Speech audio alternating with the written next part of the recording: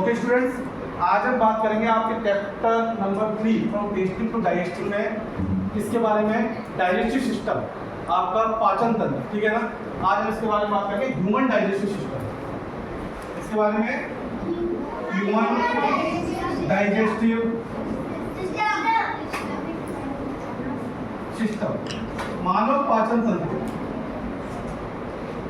ये देखिए आपको एक इमेज दिखाई दे रहा है सभी को, ठीक है ना। उस इमेज को देखिए, इसमें बहुत सारी चीजें दी गई हैं। ये सारी आपके पाचन तंत्र यानी डाइजेस्टिव सिस्टम से रिलेटेड है, ठीक है ना।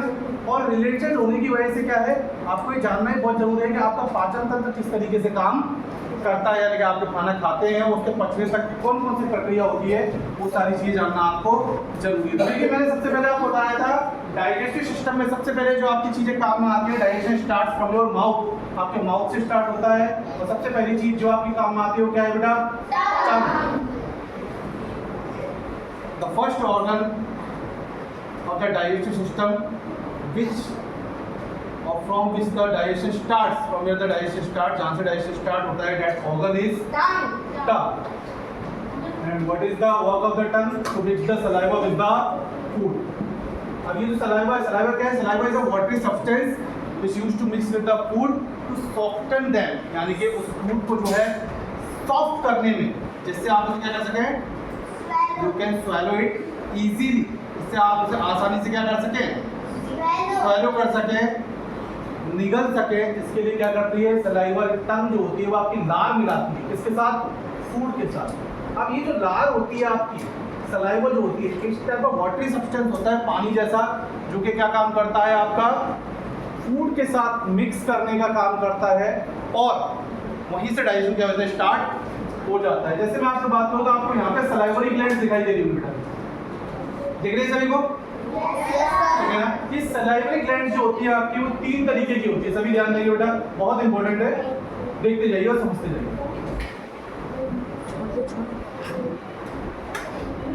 ये सलाइवरी ग्लैंड्स 3 तरीके की होती है। कौन कौन सी होती है आपकी? फर्स्ट होती है आपकी पैरोटिड, समझते चलिएगा बेटा। Second one sublingual, and third one submandibular.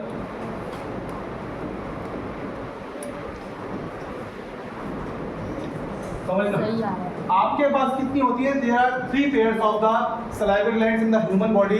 Number 1 is parotid, ये आपके कान के पास होती है, ठीक है ना। That glands is near your ear, आपके कान के पास होती है, that's why these glands are called parotid.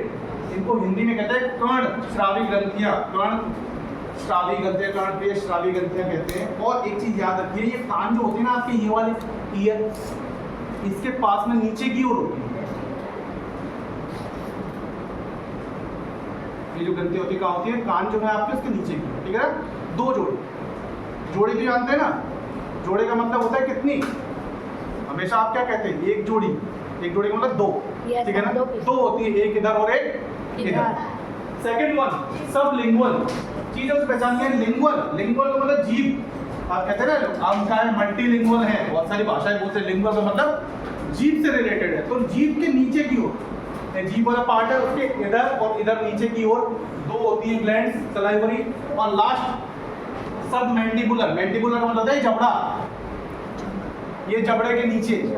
इसलिए जब कभी आपके मम्स होते हैं, तकलीफें होती हैं यहाँ पर पूरा, तो ये यहाँ से लेके यहाँ तक का पूरा क्या करने लगता है, दर्द करने लगता है। और आपको थूक निकलने में भी, सलाइवा को स्वैलो करने में भी क्या होती है, प्रॉब्लम होती है। You face the problem when you swallow the saliva, आप जो है लार को भी निकलते हैं तो उस चीज़ में क्या होती है, प्रॉब्लम होती है। अब ये जो तीनों की तीनों होती है, 3 जोड़ी जो होती है आपकी, पैरोटिड, लिंगुअल, सबमैंडिबुलर, ये सलाइवरी ग्लैंड्स है। सलाइवरी ग्लैंड्स को ना सलाइवा सिक्रीट करेंगे, ग्लैंड्स का काम क्या होता है, सिक्रीट करना, ठीक है ना।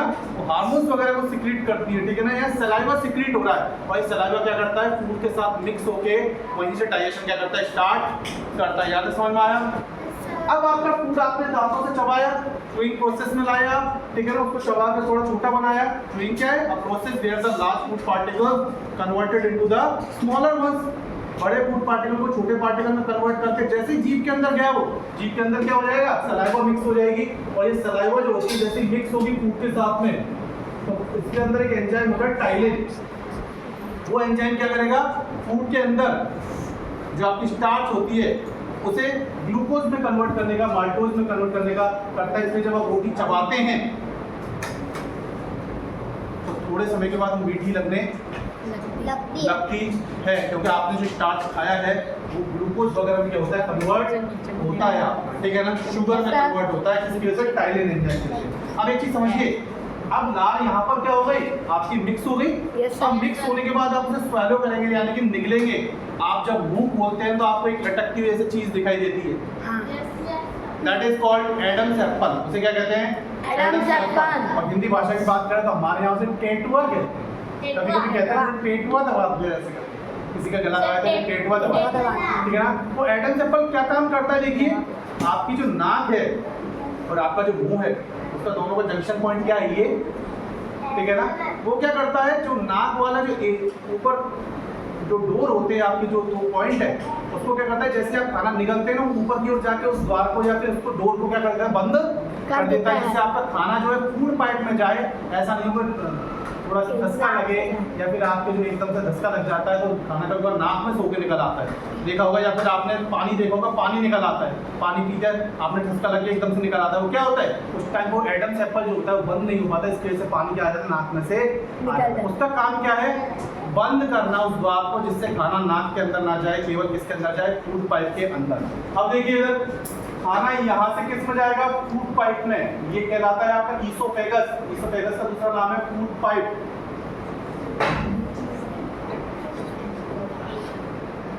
इसमें भी क्या होता है, थोड़े थोड़े हार्मोन सिक्रीट होते हैं और क्या करते हैं, फूड को और भी लचीला बनाते हैं, जिसकी वजह से फूड पाइप हमेशा क्या रहता है, थोड़ा सॉफ्ट रहता है। और खाना जैसे ही आपने निगला, इस फूड पाइप में से क्या होता है, अटकता नहीं है, सीधा कहाँ जाता है, पेट के अंदर जाता है। ये फूड पाइप किससे कनेक्टेड है भाई का, स्टमक। किससे कनेक्टेड है, स्टमक कनेक्टेड है। अब ये स्टमक जो होता है, यहाँ से एक्चुअल डाइजेशन स्टार्ट होता है, सही मानिए, ठीक है ना। जो भी आप खाना खाते हैं उसके पचने की प्रक्रिया यहाँ से स्टार्ट होती है। जैसे ही आपने खाना खाया, मान लीजिए आपने कोई भी खाना खाया, उस खाने के अंदर जैसे आप खाना खा रहे हैं, बाहर से पार्टिकल्स वगैरह या फिर कोई भी जर्म्स वगैरह उस खाने के साथ आपके मुंह में जा रहे हैं। अब वहाँ पर जो काम करेगा वो ये करेगा, स्टमक। स्टमक जो होता है उसमें क्या होता है, पेप्टिक एसिड।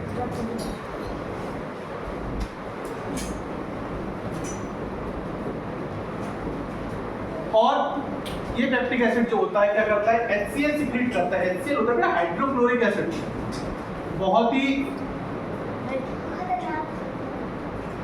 अम्लों में बात करेंगे आप तो ये सबसे अच्छा अम्ल माना जाता है HCl। ये क्या होता है, नॉर्मल pH का होता है, ज़्यादा pH का नहीं, ज़्यादा pH होता है आपके पेट को गला देगा, नॉर्मल pH का होता है। और आपके यहाँ पर जो होती है वो होती हैं आपके ऑक्सीनेटिक सेल्स नाम से, छोटी छोटी सेल्स होती हैं, उनसे ये HCl क्या होता है, सीक्रेट होता है। अब आपके खाने के अंदर जो भी क्या है, कीटाणु वगैरह हैं या खाना बहुत ज़्यादा सॉफ्ट नहीं हो पाया है, तो उस खाने को गलाने का काम ये एसिड करेगा, क्योंकि आप जानते हैं अम्ल क्या करता है, गलाने का काम करता है या नहीं करता है, एसिड किसी भी चीज़ को गलाने का काम करेगा। अब खाने के अंदर जितनी भी आपकी चीज़ें होंगी उन सबको गला देगा। अब आप एक चीज़ और समझिए, कभी आपने एक बच्चे को देखा है कि दूध पिया उसने, और दूध पीने के बाद जैसे वो वॉमिट करता है तो दही निकलता है, yes, sir.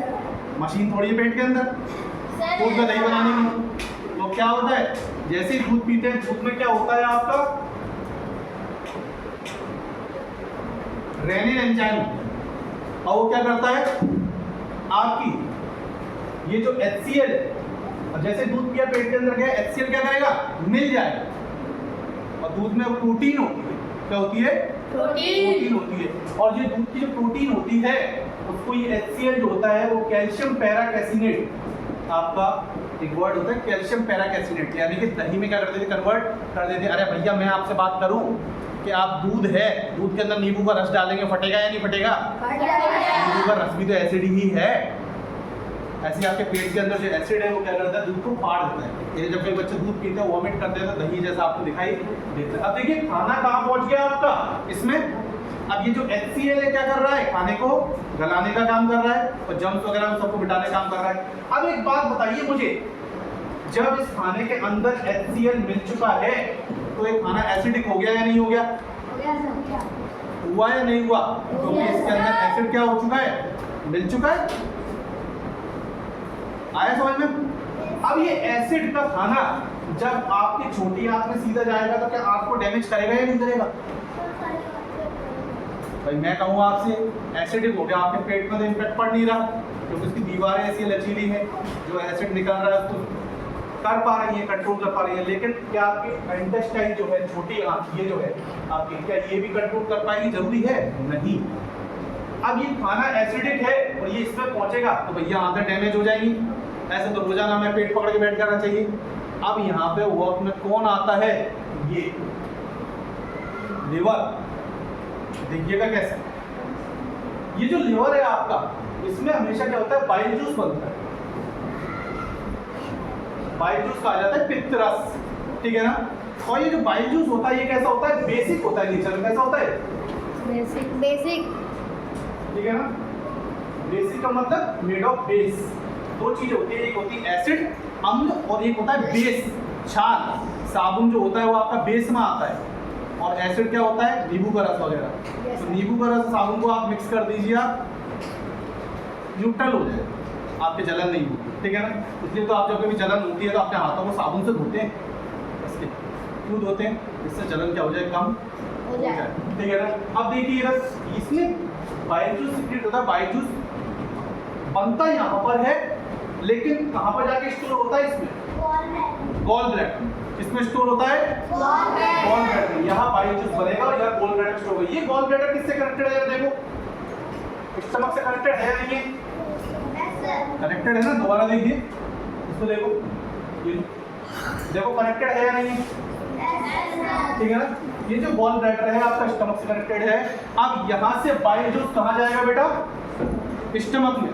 और जो आपका खाना है जो किस नेचर का हो चुका था, एसिडिक, उसमें बेस को मिला देगा और क्या कर देगा? पूरे खाने को न्यूट्रल कर देगा। और जैसे न्यूट्रल कर देगा, अब ये खाना आपका कहाँ पहुंचेगा बेटा?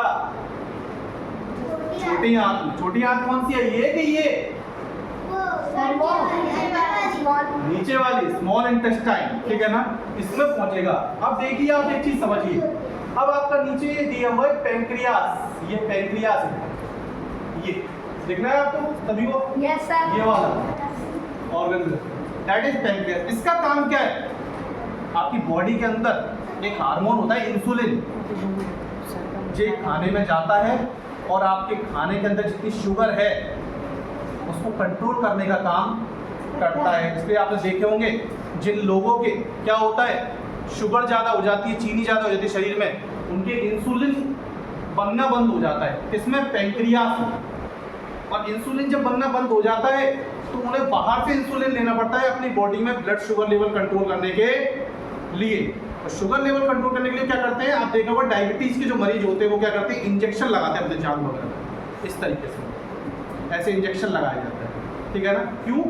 क्योंकि क्या है, पेंक्रियास ने इंसुलिन का प्रोडक्शन बंद कर दिया है, ठीक है। आपका जो खाना जा रहा है उसके अंदर थोड़ा मीठा भी होगा, तो उसके लेवल को कंट्रोल करने के लिए पेंक्रियास इंसुलिन हार्मोन सिक्रीट करता है। और इंसुलिन हार्मोन सिक्रीट होने के बाद सारा खाना पचने के बाद किसमें जाता है?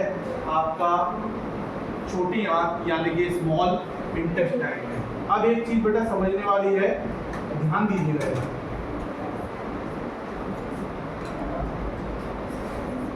देखिए ये जो आपका है बेटा स्मॉल इंटेस्टाइन, ये क्या है बेटा? Small intestine. ये जो होती है आपकी क्या होती है? सबसे ज्यादा बड़ी होती है। अगर आप बात करते हैं मीटर्स में तो सबसे ज्यादा बड़ी कौन सी होती है? स्मॉल इंटेस्टाइन होती है, ठीक है ना। मीटर्स में होती है इसकी लेंथ जो होती है। और अगर बात करते हैं इन the human body which area the food digested the most, वो सबसे ज़्यादा फूड जो डाइजेशन होता है वो कौन सा होता है बेटा? Small intestine. किसमें होता है? स्मॉल इंटेस्टाइन यानी छोटी आंत में होता है फूड का जो डाइजेशन होता है, ठीक है ना। अब आप एक चीज़ समझिए, यहाँ पर जितना भी आपका दूध के अंदर या फिर आपके खाने के अंदर जो भी आप प्रोटीन सोर्स लेते हैं, और वो जो प्रोटीन होता है उसका सबसे ज़्यादा डाइजेशन होता है वो किसमें होता है बेटा? स्मॉल इंटेस्टाइन किसमें होता है? Small intestine. और अगर हम बात करते हैं तो approximate 75 to 80% of the food digested in small intestine. आपका 75 से 80% जो फूड है वो कहाँ पचता है? स्मॉल इंटेस्टाइन में। अब यहाँ से देखिए, यहाँ से फूड जितना भी है न्यूट्रिएंट्स एब्जॉर्ब होंगे और यहीं से ब्लड के अंदर पहुंचा दिए जाएंगे। अब जो खाना बच गया, मैंने कहा आपको 10 to 12% जो है फूड स्टमक में डाइजेस्ट हो गया, 75 to 80% इसमें हो गया, 92% हो गया। अब बचा है जो 8%, यानी कि पूरा फूड डाइजेस्ट हो चुका है। अब जो 8% के अंदर बचा हुआ है वो कहाँ जाएगा बेटा? लार्ज इंटेस्टाइन में। किसको जाएगा? Large intestine. लार्ज इंटेस्टाइन का काम है to absorb the water from that food. उसके अंदर से पानी को क्या करना है? एब्जॉर्ब करना। आप जो खाना खा रहे हैं सारा खाना पच चुका है, अब उसके अंदर जो पानी है, वाटर है, उसके न्यूट्रिएंट्स को एब्जॉर्ब करने का काम किसका है? लार्ज इंटेस्टाइन का, बड़ी आंत का। यहाँ पर जो लार्ज इंटेस्टाइन है फूड के अंदर से वाटर को क्या कर देती है? एब्जॉर्ब कर लेती है। और एब्जॉर्ब करने के बाद अब जो बिल्कुल बेकार बच गया, क्या बचेगा? कचरा, वेस्ट। ये एनएस के थ्रू क्या निकल जाता है? गुदा द्वार के थ्रू बाहर निकल जाता है। वेस्ट को हम बाहर निकाल देते हैं, इसे कहते हैं डिफेकेशन। ठीक है ना? आया समझ में? कोई प्रॉब्लम इसको समझने में? ये आपका पूरा डाइजेस्टिव सिस्टम है, इस तरीके से काम करता है। बताइए बेटा, समझ में आया सभी को? Yes sir. ठीक है बेटा।